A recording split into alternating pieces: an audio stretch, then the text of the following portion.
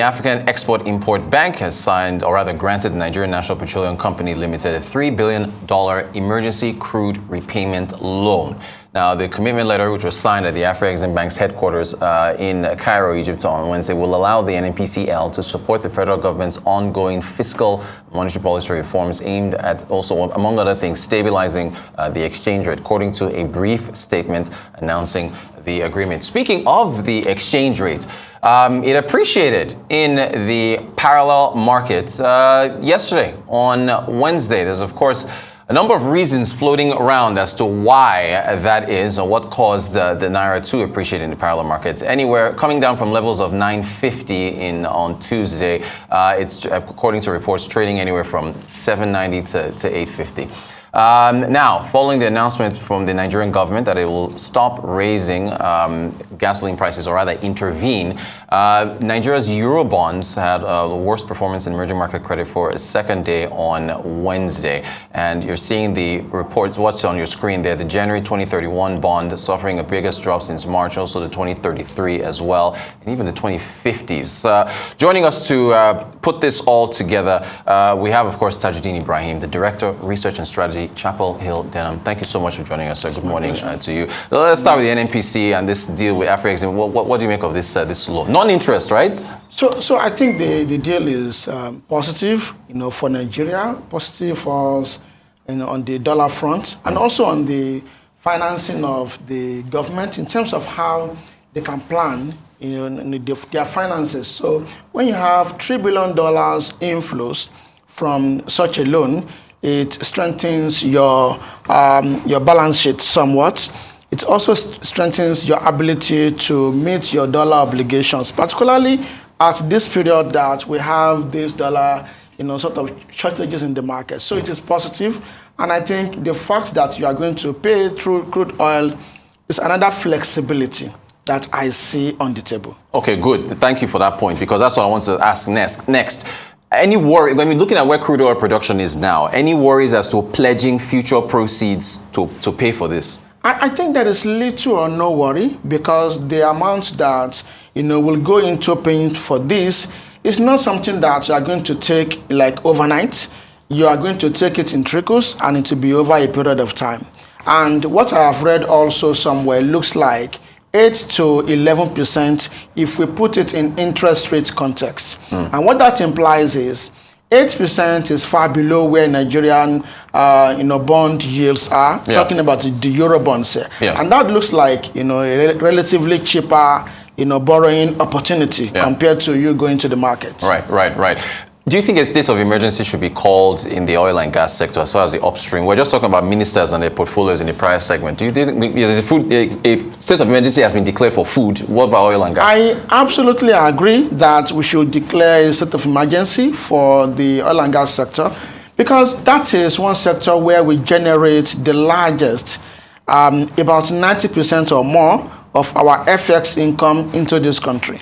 And that same FX is what all the sectors in the economy come to take from. So if we have several sectors in the economy and only one sector is accounting for over 90% of dollar inflow into the economy, then there should be some state of emergency declared, particularly this period where we have our production level being substantially lower than we should be in terms of potential, and also this period in which we have global crude oil prices at elevated levels. So we should be benefiting. So there should be a strategic focus on revamping the entire sector, in my view. All right, since we're mentioning dollar, Naira, and the currency, I don't know if I don't have any answers. Do you know why the Naira appreciated on the parallel market yesterday? I personally think it is for speculative reasons. All the weaknesses that we saw, since like last week till like yesterday, we're largely speaking because of speculative trades by BDC operators, by some other operators in the market. Interviewed by one of the dailies, some BDC operators disclosed yesterday that the dollar was trading now at around 830 level from around 950. trading at 835 level, around 860, from over 900. Yeah. Why? Because they said the acting CBN governor had a meeting with the president. So they are scared as per what the outcome of that meeting could be. Yeah. Because as wonder ahead, the CBN governor said speculators are most likely going to lose money, right, because of the policies they have in the pipeline that will be implemented in the next couple of days. And this $3 billion Afrexim loan just looks to me like one of those steps that they plan to take. It is not fundamentally driven. Right. I think it is largely speculative driven. Yeah, it's three. I mean, I know not all the money will be used to stabilize the Naira, but is that a sizable amount that can make a difference? So no, it can do some favor to the the illiquidity we have in the market, but it will not solve the problem entirely. We should bear in mind that in 2021, Nigeria raked in about $7.5 billion, and that to a large extent helped us to have stable Naira, yeah, relative to the dollars. Yeah. So last year we had lower, but it was around $1.25 billion. Yeah. So this year so far, we've not had anything in terms of inflow, either from the bond market, Eurobond in this case, or from other major borrowings that could sound like in the $1 billion level, not all this million naira I'm talking about. So $3 billion is a new money that I see will be supportive of the movement of the exchange rate. Yeah. We could have more before the end of the year. Yeah. It is very possible with the new cabinet in place. Exactly. That will bring some stability and give a positive signal to Absolutely. investors. But long term, what do you need to stabilize now? Is it just more bring in FDI? So long term, I see I believe Nigeria should look beyond crude oil. Right. So if we do crude oil and it is well around 90% or more, let us look at other sectors. One, declare a state of emergency in the oil sector to be sure that what produces you 90% or more of your FX inflow is performing and is on top gear in terms of acceleration. The other is to address the challenges the other sectors have, particularly the non-oil sector. Let's see what are the goods and services rendered there that we can strengthen, either from the corporate end of the segment or from the government end of it. Let us see some level of collaboration to ensure we are able to diversify from oil, generate more inflows from non-oil. That will probably be a long-term solution in my view. I want to quickly ask you about the sell-off in Eurobonds. I know the markets can be volatile. They'll sell off, maybe buy tomorrow. But a quote from Patrick Kuran, who is, I think, with Teleme in London, talking about the reforms and whether or not they've been held up. But he was saying that essentially the investors have not seen. They were initially excited. Okay, here's the quote now. So there was initial excitement, but there has not been any follow-through. After rallying sharply on the back of the President Tinubu's ambitious reform shift, reality has set in and the next stage of reforms is likely to be much more difficult. And then he continued and mentioned a number of issues: deficit financing, monetary policy, and so on. What do you make of what we've seen? And then if you want to even weigh in on the decision to reinstate fuel subsidies as well. I think we have to blend two factors here. The first is around what the president is doing, which has been largely applauded by the market, by both local and foreign investors. But I believe that there are some prices to be paid, and generally many Nigerians at the bottom of the pyramid in terms of income do not like this. We have seen protests, we have heard of complaints and all sort of all those things. So I think that is why the president is looking to slow down a bit, and it is a bit justifiable. Okay. I mean, you cannot pass everything at once. Right. But what I like is that what they have passed is sizable, and it has an impact. So the volatility we are seeing, or the slowdown we are seeing in Eurobond prices, will be short-lived in my view.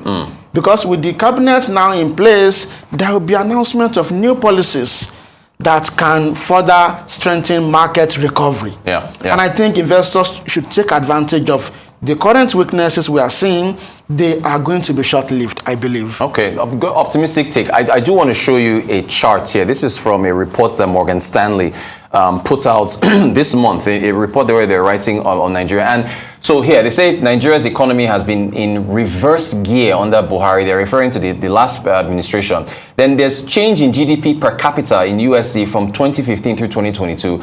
You can see Nigeria, they're negative 31%, and then Kenya plus 41, Rwanda plus 28, Egypt plus 23.2. Again, in the context of the new cabinets and the ministers, the portfolios, how do we reverse this type of thing? One good way to reverse it is to ensure that we accelerate the growth of key sectors of the Nigerian economy. We have to bear in mind that the oil and gas sector, for instance, has been on recession for way too long. That has to be reversed. That is one. The second is there are some critical sectors that we have to ensure that their growth momentum strengthens further. The telecommunication sector is one of them in this case. And that sector is largely supportive in terms of growth. Yeah. The final element I would speak to is currency volatility. We should ensure that we put in place policies and implement them that can ensure that we have stable policies. Look at the chart you are showing, is indicative of dollar movement. Yeah. So, and in the past, 2015 till 2022, the Nigerian Naira had weakened by well over 130%. Wow. So when you have that, there is no way the per capita income would not shrink in dollar terms. Yeah. In Naira terms, it may be a bit, comfortable, but in dollar terms, it is a material, deterioration of that number. Yeah. So to address all those, we need to ensure stable FX. Stable FX will probably not kick in if we do not have preparation around inflows, either from the FPIs or from our crude oil sales or from our non-oil export channels. Yeah. All those channels have to be strengthened in the next couple of quarters. The final element is around inflation to be addressed. Yeah. If it is not addressed, purchasing power will be eroded, and it will have a negative impact overall. Thank you for the breakdown. Again, still on the charts, if I want to ask you about competition between Nigeria and other African nations as far as attraction of capital is concerned. If you're looking, just in a minute, if you're looking at this chart now and you're a foreign investor that wants to go into Africa and you're saying, okay, if per capita income is higher in Kenya, Rwanda, or Egypt, won't I pick that over Nigeria? How do we overcome that? As far as competition with other African nations, how are we going to do that? So it will be difficult if we do not put in place reforms and see those reforms to the last in terms of execution.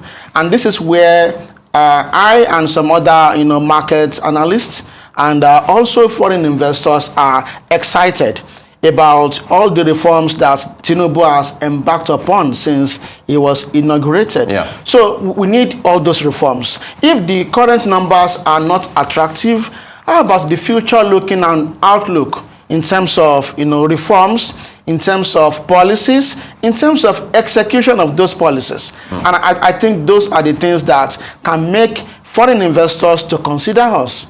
So if your current numbers are not great, how about the outlook? Yeah. What are your governments promising?